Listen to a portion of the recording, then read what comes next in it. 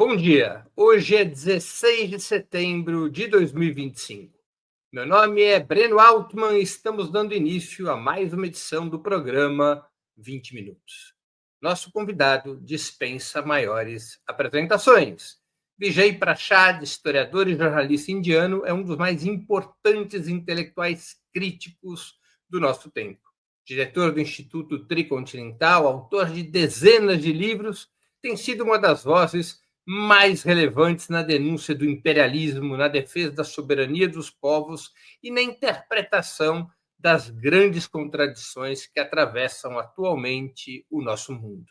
Nessa conversa, vamos abordar alguns dos temas mais explosivos da conjuntura internacional. A crise atual no Nepal, a guerra na Ucrânia, que segue moldando o equilíbrio europeu e global, o genocídio palestino, revelador do papel cúmplice das potências ocidentais e o peso crescente do BRICS na disputa por uma nova ordem mundial. Também discutiremos a estratégia geopolítica de Donald Trump, o avanço das ameaças militares contra a Venezuela e os ataques dirigidos contra o Brasil. Fiquem conosco, já vamos começar.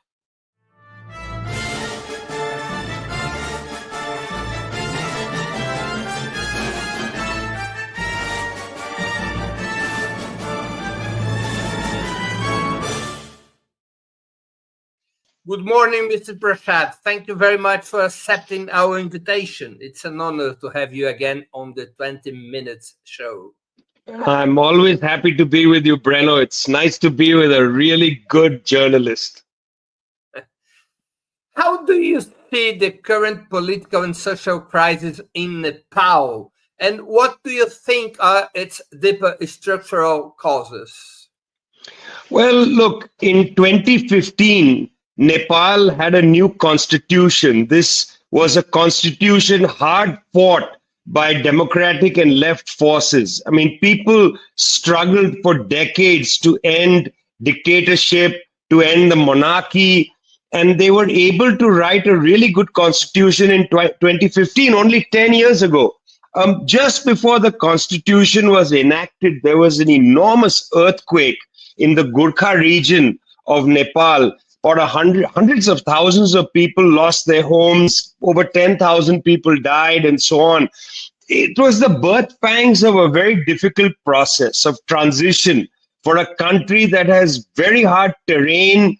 There's mountains all across the country, a high rate of inequality and child poverty, and so on. A left was able to come into parliament in 2017, capturing 3/4 of the parliament. I mean, it was incredible. 2018, all the different groups of the left united to form one communist party in 2018, but they were not able to captivate or put together an agenda, a comprehensive agenda to deal with Nepal's problems. The party fell apart in 2021. And since then, there's been a series of governments which have not been able to really address the people's issue. Breno, the median age in Nepal is 25. That means half the population is under 25. Compelling problem is youth unemployment. Almost 1 million of the Nepali people have been in and out of the country. At any one time, 500,000 people are working in really terrible jobs in the Gulf states, in India, and so on, jobs that are not commensurate with their training. And so the current center-right government, a government uniting a part of the communists with the Nepali Congress, it's actually a center-right government, faced a series of challenges, popular uprisings, also challenges from the hard right, who wanted to bring back the monarchy. And this culminated in this government doing something really stupid, which is banning a series of social media channels. Extremely stupid decision, led to much more fierce protests. The government then did the next stupid thing, which is authorized police firing on the crowds, killing about 19-20 people. And then, of course, they were overthrown. And right now, the military is holding charge. They are looking for an interim president or a prime minister. It's not sure what's going to happen in the country. It's very fluid, the situation. But basically, it's a situation where people highly motivated with their aspirations are not having them met. And interference from India to some extent played a role in this. But what we have is really a kind of chaos with the military in charge. Would you say there is something like a color revolution taking place in Nepal? Well, it depends how you describe color revolution. It's certainly not the case that a foreign power has instigated the uprising, has actually created the uprising. I always say that the ants come under the door into your kitchen if your kitchen is not clean. You should first clean your kitchen. Don't blame the ants for coming in and then bringing in the rats and others. You see, you have to clean your kitchen. And the governments that have been there over the last decade have not been able to deal with issues of corruption, issues of poverty. It's true, child poverty was decreased, but overall poverty was not decreased. And I have to say, one of the most reliable politicians in Nepal, Narayan Kazi, also known as Prakash, a Maoist leader, was the home minister. And while he was the home minister in 2023-24, he pushed for corruption investigations of people in all political parties. And guess what happened to him? He was removed from his position. So you can see in this instance that had somebody like Narayan Kazi been allowed to do his work, he might have met some of the people's aspirations. But no, he didn't meet the aspirations, and you opened the door for external powers to enter. Is that a color revolution? I don't know. I think we need to clean our houses a lot better before we complain about people sending the rats into our homes. Do you think Nepal could end up becoming another front in the new Cold War between Washington and Beijing? Well, in fact, Nepal has already been in that position. It's in a tough position because it's caught between India and China. A very important scholar wrote a book about Burma called Between India and China, suggesting it's tough for Burma. If it's tough for Burma, it's tough for Nepal. Nepal is a country with the Himalayas coming as an enormous barrier, about 3/4 of the way up the country. And on the other side, near the Chinese border, there was a discovery in the province of Mustang a few years ago, about 11 years ago, of uranium, high quality uranium. This has been a point of some contest between the United States and Nepal. They don't want the Nepalis to sell it to the Chinese because it is actually easier to sell that uranium to China. There's no Himalayas blocking it than to sell it anywhere else. Anyway, there are lots of compelling issues, and the United States pushed Nepal to join the Millennium Challenge Corporation, which is the US version of the Belt and Road Initiative. And the idea of this Millennium Challenge Corporation was to build power lines to go to India, to sell India cut price energy from Nepal. Well, when this was passed by the government about maybe 8 years ago, there were enormous protests around the country. This year, this center-right government welcomed the vice president of the Millennium Challenge Corporation to Kathmandu. So, this government, by the way, this center-right government that has been overthrown was almost pro-US. That's why I'm always surprised when people say, well, it's a US color revolution. Why would the United States have wasted its assets to overthrow a government which is basically, in the end, pro-US, somewhat anti-India? Because in Nepal, the real challenge, Breno, isn't between US and China. It's between US and India. United States wants to dominate Nepal, but India also wants to dominate Nepal. And the real, chessboard challenge in Nepal has been US versus India, not US versus China. That's a secondary issue, a secondary contradiction. Which is China's strategy to Nepal? That's a very good question. And it's very difficult to answer that question precisely because, there is no white paper from the Chinese government. This is our approach to Nepal. The Chinese always say, we will assist the Nepalis, following the so-called 5 no's principle. No interference with Nepal's domestic affairs, no interference with how Nepal decides to develop, no interference with, with foreign aid and so on. That's the basic approach. When I've asked this question to people in the know at the, say, Chinese Foreign Ministry, South Asian department, their view is that they would like to see stability in Nepal. And I mean, surely that's what anybody would like to see, but stability with development. The question is, what is going to come of this development? So the Chinese had proposed some time back, they built this incredible train that goes from lowland China up to Lhasa in Tibet, to run a train from Lhasa to Pokhran and eventually Kathmandu. It would be an amazing feat of engineering and incredible for Nepal to have a train linking it to China. Well, these things have always been on hold because you don't really have a government in Nepal, haven't had one. Even the most left government hasn't said, look, we would like to do these things with China, because they don't want to also, really annoy India or the United States. You got to understand that over the last several decades, anytime the Nepali government does anything that annoys the Indians, India closes the border. And when India closes the border, Nepal, which is a landlocked country, is starved of goods and services. It becomes very difficult for Nepal to get basic things, fuel, and so on.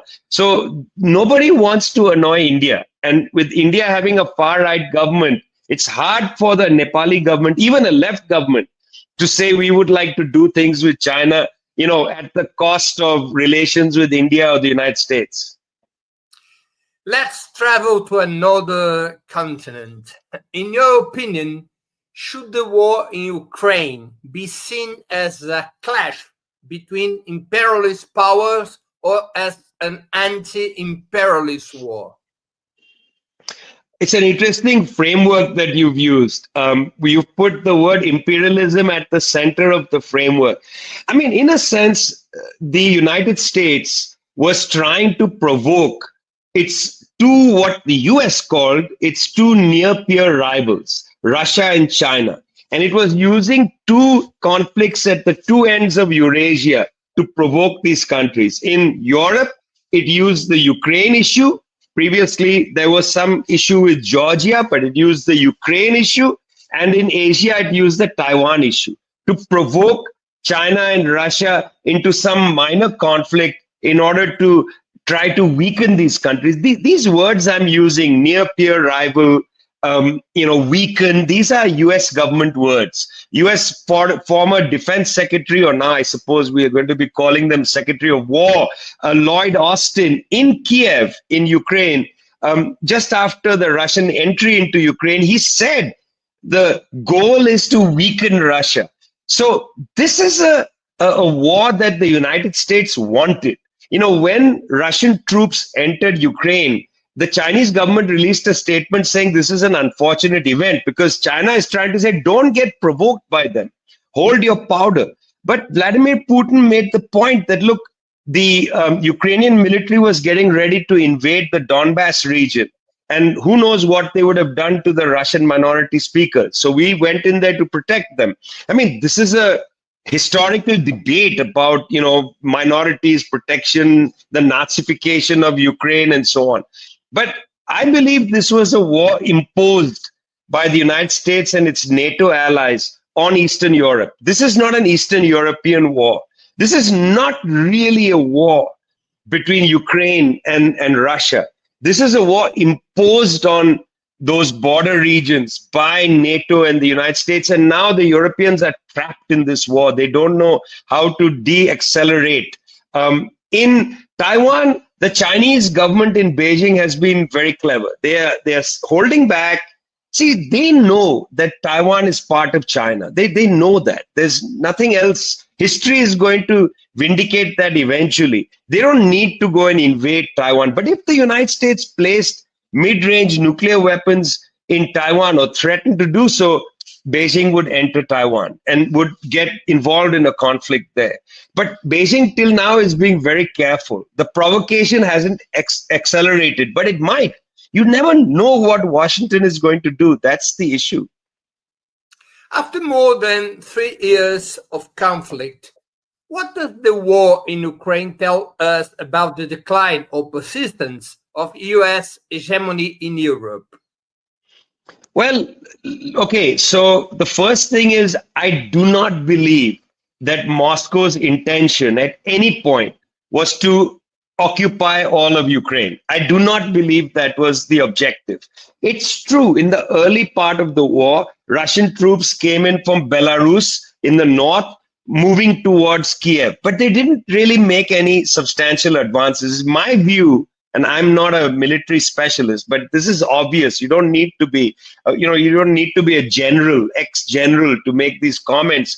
But it seemed to me that they entered northern Ukraine in order to force the Ukrainians to send troops there, while they then came and occupied the city of Mariupol and attempted to build a land bridge to the Crimea, because what they really want is that which is the Donbass region, right in northeastern to southeastern Ukraine, the whole of eastern Ukraine, and they wanted the part, through the city of Mariupol into Crimea to create a land bridge to Crimea. That was the Russian military aim. That's the land they wanted. They were not interested in the north. Once they had this, they removed their troops from the north. They were making minor incursions, I think, for land swap deals and so on. So that's their war aim. They've attained their war aim. They are pretty much prepared to walk out of this war as long as they can retain this L-shaped part of Ukraine. Now, the problem is that for the Europeans and for the government of Vladimir Zelensky, this has become a prestige issue. They cannot afford to allow the Russians to take this L-shaped part of Ukraine. Mr. Biden, this was a prestige issue. Donald Trump doesn't care. He says, you can keep it. I don't care. It's just land. After all, United States wants to take Greenland, wants to take Panama back, wants to take this, that, the other. Yeah, might as well make the claim to take all of Canada. Oh, wait a minute. He already did. He said Canada might as well join the United States. So what's the problem with a little bit of land here and there? Problem is the Europeans now, for them, it's a prestige issue and they won't let it go. So again, you ask the question, well, the issue is the Russians have basically attained their war aims. They would settle in a day, but there's no space for settlement because neither Kiev nor Brussels is really willing to allow this to end. Could we look at the war in Ukraine and the genocide of the Palestinian people from the same perspective? Are they part of the same geopolitical conflict?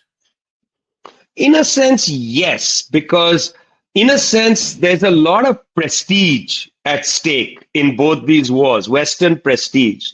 The West feels in Ukraine, it cannot afford to look like it has lost the war to Vladimir Putin.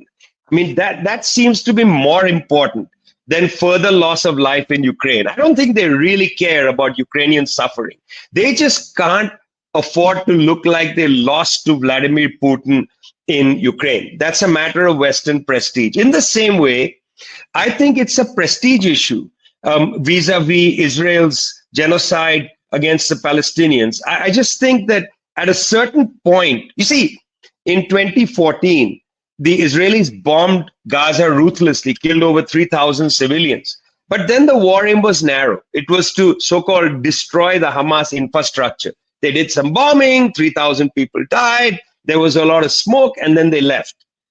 But you see, here, once you've gone beyond 2-3 weeks of bombing, and you said publicly, we are going to clear out the Palestinians from Gaza, and you killed, I don't know, tens of thousands of people. We've stopped really discussing the total death toll, right, Breno? I mean, we used to say 10,000 dead, 12,000, 13,000, 14,000. I don't even know what the official number is anymore. 69,000, 75,000. I don't even know.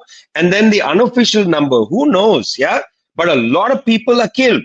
Well, the problem for Israel is the Palestinians, are basically like, that boxing toy, which you hit it and it keeps coming back. I mean, 27th of January, ceasefire, the Palestinians walk back to Gaza City. Then the Israelis start a famine campaign. They start a bombing campaign to, basically restart the genocide in the north. This is almost a prestige issue for Western civilization again. Cannot look like they lost to Hamas or the Palestinians. Why? Because the Israelis have said victory means the eradication of Palestinians from Gaza. That's the Israeli war aim. And the Palestinians say our victory is our resilience. If we continue to stay here, we have won. And this frustration of the Israelis is evident in the fact that they then go and bomb a Hamas office in Doha, Qatar, a total violation of Qatari sovereignty in order to completely eradicate Hamas leadership. Now, I mean, this shows frustration, deep frustration. They can't get their way and they can't stop because they've already declared war aim is eradication. If once you declare such a total war aim, how do you withdraw from that? Yeah. So this is not 2014. You and I remember 2014. We remember Operation Cast Lead, 2008. We remember 2009. Keep going back, right? We remember all those campaigns, 2012. Those were, we are going to destroy infrastructure. We're going to destroy the Hamas labs. We're going to destroy, bomb, kill a lot of civilians, leave. But this time they said we're going to get rid of them. And they can't do it. So they have to continue the annihilation in both Ukraine and in Gaza, in my opinion.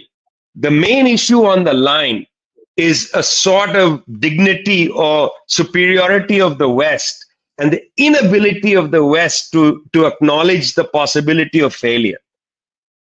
How do you judge the role of the United States and the European Union in backing and legitimizing Zionist expansionism? Well, Breno, the few times I go on European shows and somebody says to me, blah, blah, blah, Israel, I always remind them that Israel plays in the European Cup for football and Israel participates in Eurovision, the music contest that takes place annually. I mean, Israel is not a European country. It's actually geographically, if people don't know this, it's in Asia. But the Europeans treat Israel as a European country. That's, to me, I mean, it's bizarre, but I'm sorry to say it's rather hilarious, that here you have an issue, hundreds of years of deep anti-Semitism in parts of Europe, where Jewish population reached a point where certain European political factions said, let's have a final solution. Let's kill the Jewish population. Well, didn't fully succeed in the final solution. Then the idea is, let's tell the European Jews to leave Europe. And where will they go? They will go to Palestine. So you chase out this population and you tell them to settle in Asia. You don't want them in Europe. But once they've settled in Asia and created a country, you say, well, actually, you're European. What? Wait a minute, I don't get this, yeah? And what's bizarre is that children and grandchildren of people who suffered hundreds of years of humiliation at the hands of Europe then want to be part of Europe and Western civilization, turning their backs on Asia and on the Arab world and on Palestinians. Something psychologically strange about this. It's a psychosocial conundrum for me. I don't fully get it. But Europe sees Israel as a European fortress against barbarism. And that's a problem. I mean, you can use whatever terms, settler, colonial, whatever. Some of those make sense. Some of them may be a little bit, forced. But what is certainly clear and obvious is the United States and Europe sees Israel as a giant aircraft carrier sitting in the heart of the Arab world. And that's how they treat Israelis.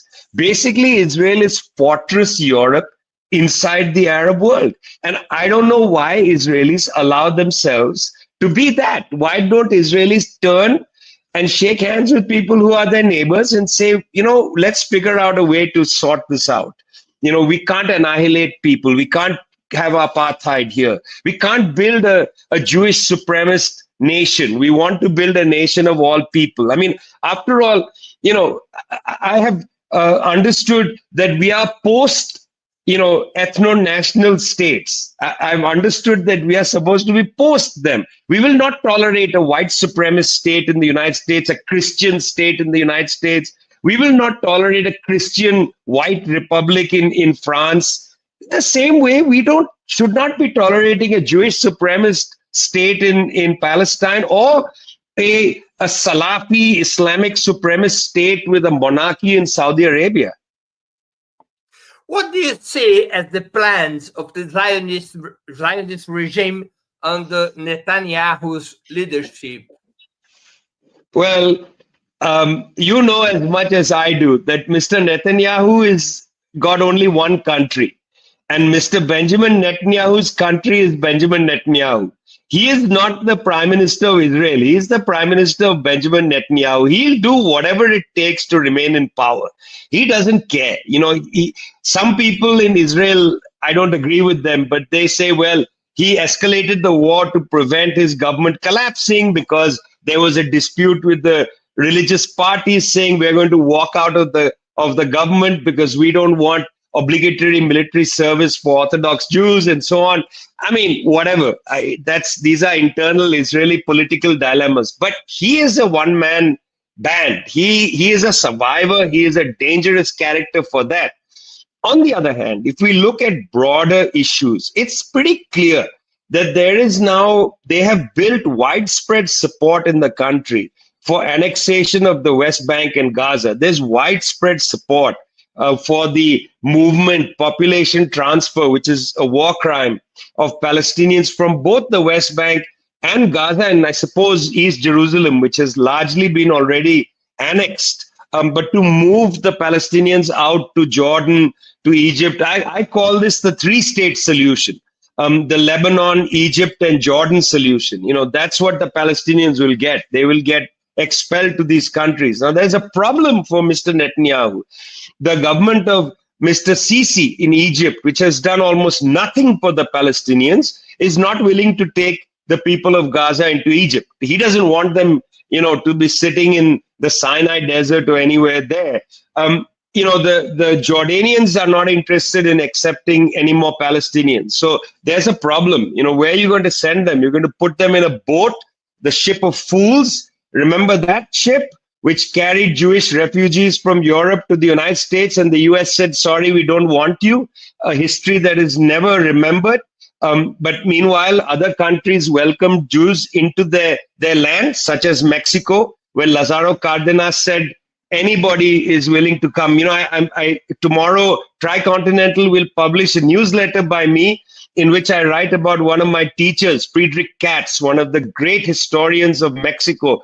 Friedrich Katz's parents, both Jewish communists from Austria, were basically gun running for the Spanish Republic. His father, Leon Katz, was a famous gun smuggler into the Spanish Republic. When the Republic fell in the 1930s, Leon Katz and his family fled first to the United States. They were not allowed entry.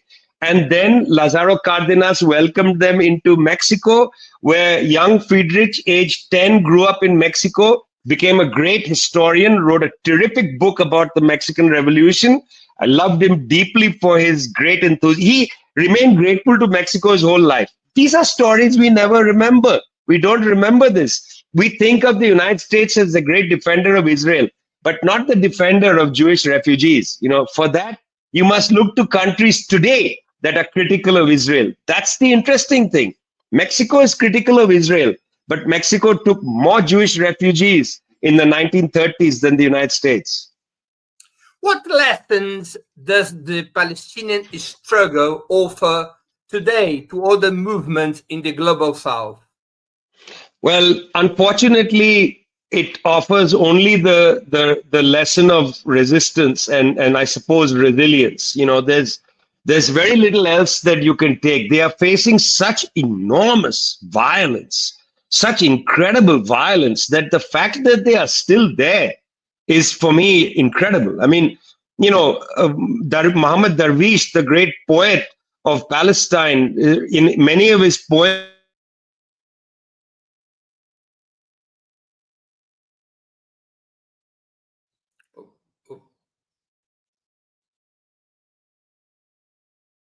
the mere existence, of the Palestinians is an enormous, burden for them and an enormous symbol for the rest of us. But, there's a real problem in Palestine as well, because ever since the Oslo Agreement of 1994, Palestinian politics has suffered. There is no unity. When you and I were younger, there was always Yasser Arafat. Whether you agreed with him or not, he symbolized the unity of Palestinian politics, not just the people, Palestinian politics. After Oslo, Palestinian politics fragmented. And despite the fact that the Palestinian factions have said, let's come together, despite that, Israel has actually prevented the creation of a Palestinian politics. Marwan Barghouti has been in jail for almost 24 years, the leader of Fatah. He could have been the kind of Arafat figure. Ahmad Sadat, the head of the Popular Front for the Liberation of Palestine, has been in prison for 23 years. Again, he could have been a uniting figure. Khalida Jarrar, senior leader of the Popular Front for the Liberation of Palestine, in and out of jail in the West Bank, she could have emerged as a major leader. You see, Israel has kept the Hamas and Islamic Jihad leadership out of prison, allowing them to create their forces and to become, in a sense, the face of the liberation. But the secular organizations, their leaders are all sitting in jail. It's very interesting engineering of Palestinian politics. So one of the things we can learn is it's very important for a people not only to be united and have resilience, but they must create a politics and have a symbolic, leader figure that unites them and holds them together, gives them strength. Again, whatever people think of Yasser Arafat, particularly toward the end of his life, Arafat played a key role in keeping Palestinian politics together and to keeping and being the spokesperson for what the Palestinians want. Today, we don't have that person. We have people speaking about Palestine and for Palestinians, but we don't have that unified Palestinian leader, articulating the Palestinian vision for what should happen. In terms of strategy, in your opinion, was October 7th Hamas action a mistake? Well, it's hard to say something is a mistake or not a mistake. It's already happened, and I don't know exactly what the thinking was behind it. If you make the argument, and I think this is a pretty reasonable argument, that just before October 7th in New Delhi, there was a meeting of the G20.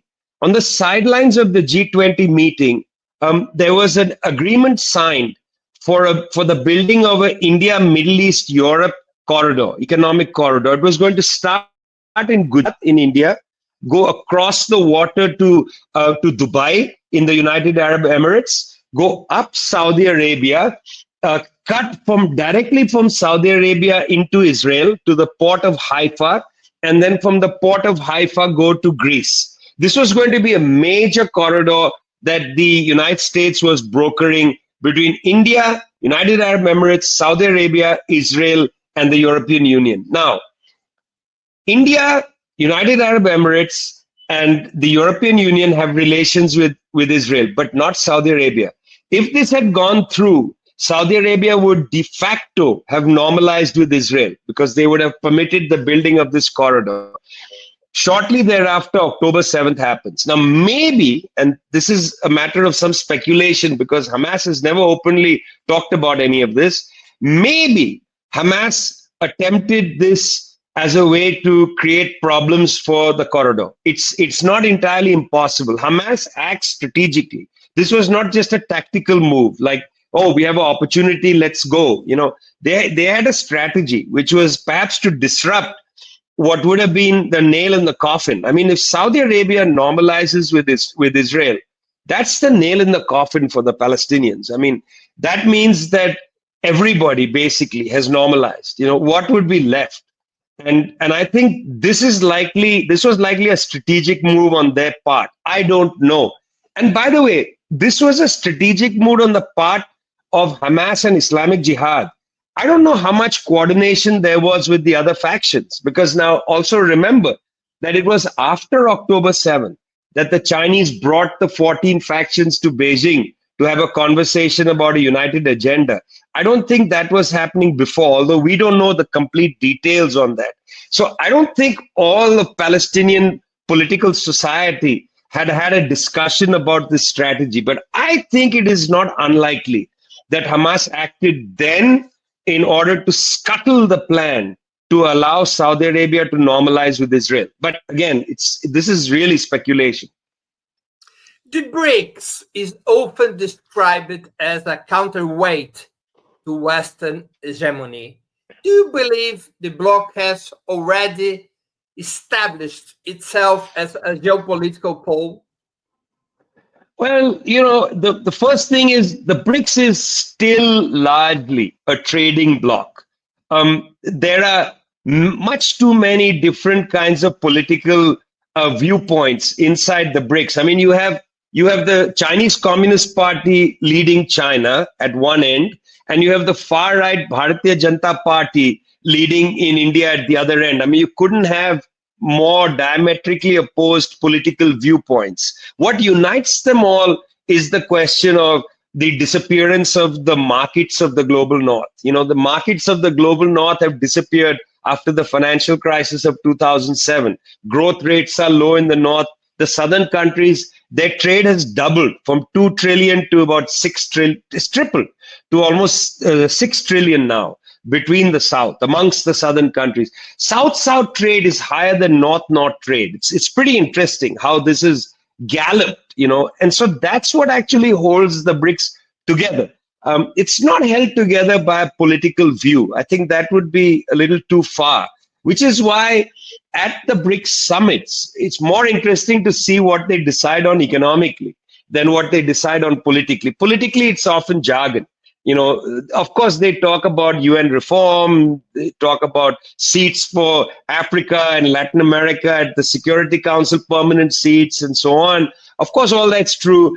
They'll condemn this or they'll condemn that. But look, there's no unity. India just welcomed a minister of the Israeli government. They signed a trade agreement. I mean, this is not something that you'll see so openly. In Brazil, President Lula is not going to invite a high official of the Israeli government to Brasilia today. It's not going to happen. Okay, Brazil will continue to trade with Israel, but that's actually private companies in Brazil.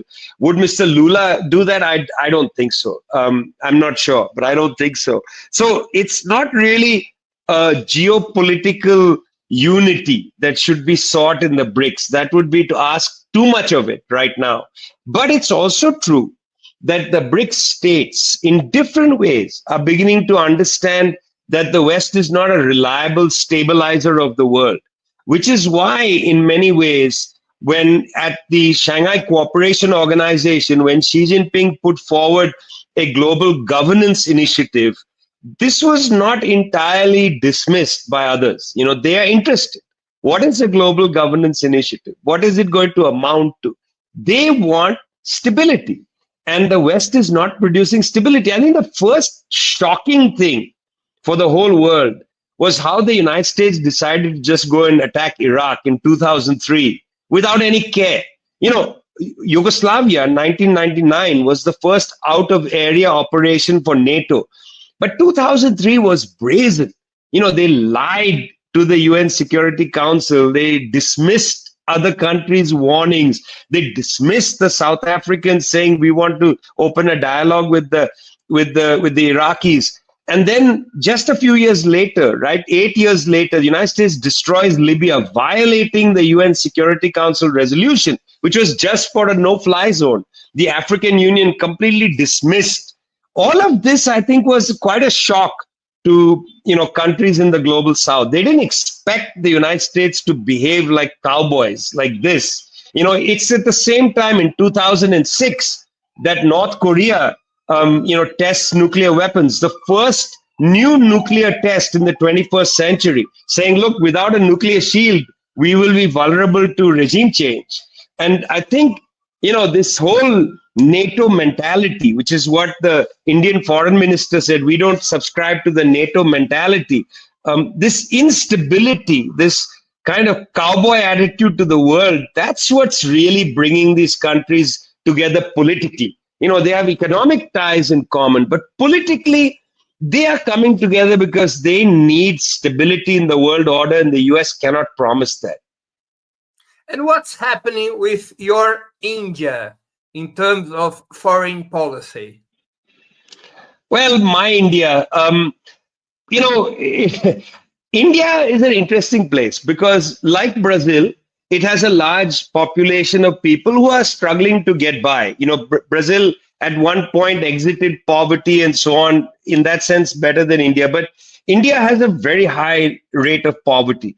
And if the government just abandons the poor, you will get levels of starvation death that are unbelievable. I mean, in the millions of people can starve to death tomorrow if, say, tomato prices increase or potato prices increase and so on. Basic simple commodities, agricultural commodities cannot be allowed to see huge food price inflation. That actually limits the possibility of any government in India.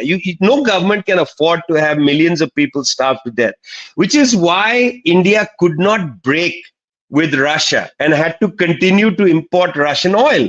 India imports Russian oil for two reasons. One is for the domestic market to prevent food price inflation, because if there's fuel inflation, it creates food inflation. So India has to continue to import Russian oil. Just there's nobody selling cheaper oil. Secondly, India has refineries that are perfectly calibrated to refine Russian oil because each oil has a different calibration. And so India imports Russian oil, processes it, refines it, and then sells that oil to Europe. And this is what's annoying the United States. But India can't stop selling that because it needs a foreign exchange to basically deal with the fact that there's this problem of extreme poverty that needs a certain form of state welfare. You can't afford to have people. So India's foreign policy, or even India's domestic policy, is constrained, actually, interestingly, by its enormous scale, 1.5 billion people, and therefore hundreds of millions of people who are poor. And because of this oil situation, because India can't stop importing Russian oil, Trump increased the sanctions from 25% to 50%. Mr. Modi got on a plane, flew to China, went to the Shanghai Cooperation Organization meeting in Tianjin, first time in China in 7 years, shook hands with Xi Jinping, with Mr. Putin, and said, here I am, Eurasia, we are all together, they are holding hands, going round and round the garden, blah, blah, blah. I mean, they look like they were three kids holding each other, looking very happy with each other. Well, that's actually compelled by the fact that India hasn't been able to abolish poverty. If India had abolished poverty, you would not be so reliant on Russian oil. This is actually a strategy that is not geopolitical again. But again, it's dictated by economics. It's the economy, stupid. Let's see to the other side of the river. How would you describe Donald Trump's geopolitical strategy? This is a very interesting thought because, when the Soviet Union collapsed and the whole communist state system in Eastern Europe collapsed, at that time, the United States basically dismissed realist foreign policy. So in US political science, in their theory, there are two branches of political science. There are the realists and the idealists. And these two branches have fought with each other ever since US political science matured after World War II. Well, when the Soviet Union collapsed in 1991, the idealists took over US foreign policy making. And the idealists then, for the next 30 years, basically made the argument that the United States was the only game in town. It had the only good set of values. Francis Fukuyama from the Rand Corporation saying, history has ended. The US model is the only model. And having said that, they then said we can use military power or any other means to basically impose our model on other countries. We'll go attack Iraq, get rid of Saddam Hussein, and build Washington, D.C. on the Euphrates River, effectively. You can make the world into America. That was the idealist foreign policy. But always there was a section of the foreign policy establishment, the realists, saying we are not into nation building. We don't want to go out and we think this is ridiculous. We don't think it's possible, and so on. Mr. Trump, in his first term, was an idealist. He also believed, you can use American force, you compel other countries by force to become American. But interestingly, in this second term, he has brought in a number of realists like Elbridge Colby at the Defense Department, his major theorist for China, who makes the argument that, look, Russia is not a threat to the US. So let's not bother with the Ukraine conflict. Or in fact, Iran is not a threat to the US. Even if Iran has nuclear weapons, that doesn't threaten the US because they'd be too stupid to use it against the US. The only threat, Mr. Colby argues, is China. And so the US should concentrate on weakening China. So Mr. Trump's foreign policy is basically trying to exit the idealist worldview and to embrace the realists who say, don't waste time abroad, only do things that are good for US interests, make America great again, and so on.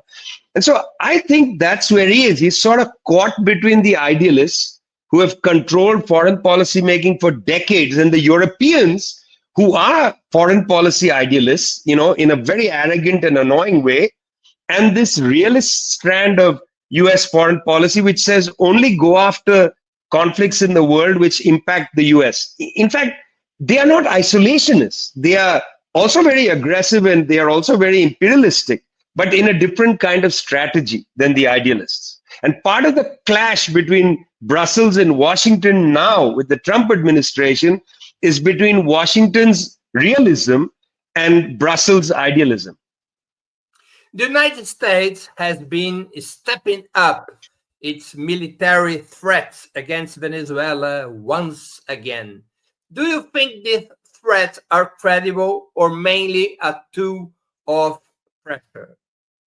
Well, Breno, let's think about what can be done. And one of the examples I'll give is Brazil in a second. Yeah.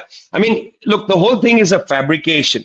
There is no cartel de los sols. That was a term invented by a Venezuelan journalist in the 1990s, before Chavez came to power, to refer to some high-ranking fellows who were involved in the drug trade, high-ranking military fellows. At the side of their uniform, they had sons. Mr. Nicolas Maduro, who is the president of Venezuela, is not the head of Cartel de los Sols because Cartel de los Sols doesn't exist. You can't be the head of something that doesn't exist unless it's, you're a hallucinatory schizophrenic or something. He is not the head.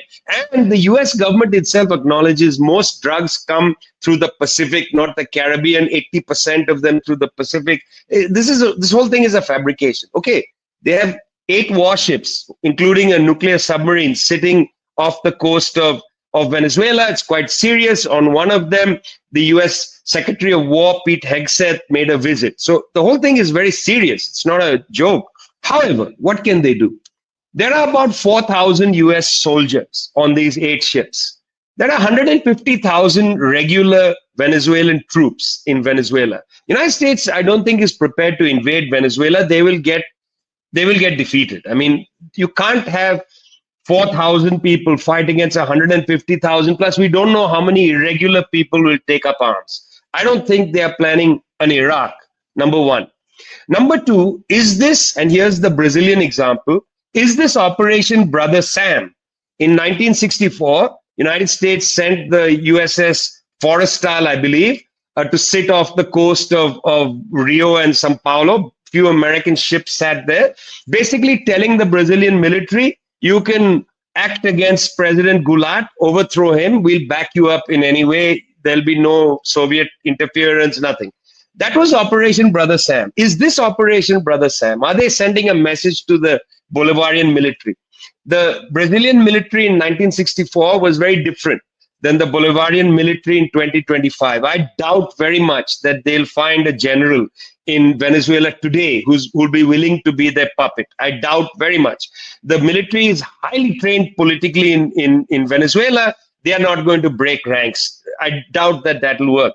Number three is, of course, the Panama strategy. Is the United States going to have a very quick bombing run on Caracas, bomb Miraflores Palace, send in some Black Hawks, try to grab Mr. Maduro, take him out of the country? Again, hugely reckless. They couldn't do a coup against Chavez in 2002. I doubt they can do a Panama in 2025. So I don't know what their military strategy is. Right now, it looks like mostly a show of force. This is a dramatic moment. The United States is stuck in so many conflicts. I mean, it's stuck in Ukraine, can't pull out of that. It's caught in Gaza, cannot get out of that. It's not ending. It's caught trying to encircle and weaken China. And then on top of that, you want to start a blistering war in Venezuela, which might turn out to be a kind of Vietnam, where Mexico, Colombia, and Brazil are opposed. I mean, I just don't think that anybody in the US is that stupid to start a war in Venezuela now, particularly when Brazil and Colombia are opposed to any conflict. How do you assess Venezuela's ability to withstand the sanctions and attempt at isolation imposed by Washington? I mean, Venezuela has done amazingly on this, okay? Pretty amazingly. I sometimes marvel at how they've been able to withstand the sanctions regime, because this sanctions regime is criminal and it's illegal and it's garrotic. You know, I don't know how they've done it. They've been able to break the sanctions. I mean, I mentioned earlier, India refines Russian oil. Well, unfortunately, on the 100 years of Venezuela's history, it hasn't built refining capacity, sufficient refining capacity on Venezuelan soil. It has to export its crude oil to get refined. And it had built one refinery just off the coast. That was taken away and so on. So Venezuela actually has a serious vulnerability. It has been able to build connections with a number of countries, Russia, Turkey, Iran, China to some extent, and so on, and build these into some serious trading partnerships. I mean, the United States, by sanctioning so many countries, has brought them all together. And that may be, in fact, the answer to the question. If you keep sanctioning countries, they build their own mechanisms to trade with each other. That's survival for Venezuela. The other side of it is that the Venezuelan government has improved domestic food production, has built these communes and so on, where people are producing for the Venezuelan market. This is incredible. I mean, Venezuela used to import almost, majority of its food, and now it's turning that around. So that's another way, with the large land, fertile land of Venezuela, it's possible. Countries should remember Thomas Sankara of Burkina Faso's very important line. Sankara said, he who feeds you controls you. Don't let anybody control you. Brazil has also been the target of attacks from Donald Trump. Why is Brazil seen as a strategic challenge for Washington? Well, there's several reasons. One is that Mr. Lula has put his faith into the BRICS project, and Mr. Trump sees the BRICS as a genuine threat to the United States' attempt to maintain its hegemony in the world. He dislikes the BRICS intensely. Marco Rubio had said in a television program before he became Secretary of State that, de-dollarization is dangerous because it means the US power over countries will decrease. They won't be so financially dependent on the US. So for this particular reason, he doesn't like the Lula government.